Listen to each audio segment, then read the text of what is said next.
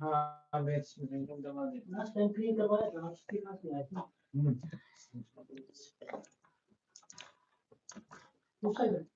आ जा तो जैसे बीच में कफ सिरप वगैरह के लिए जनरल मेडिकल स्टोर से के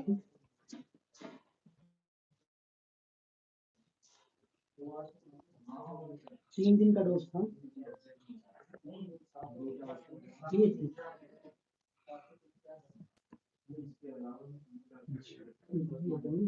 और एक कफ सिरप था, कफ सिरप की फोटो नहीं है बाकी।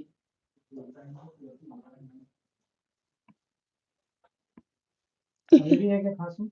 हाँ जैसे अभी रात निकालने लग जाएगी। सूखी खांसी आ रही नहीं, बलगम के साथ है। जैसे अभी शॉर्ट थ्रोट सा रहता है थोड़ा। ये ले तो तकड़ा टीबी टीबी खाना पूरा खाने के बाद एकदम आएगा, फिर वो बलगम सा बन के आता है वैसे वाला। दिखा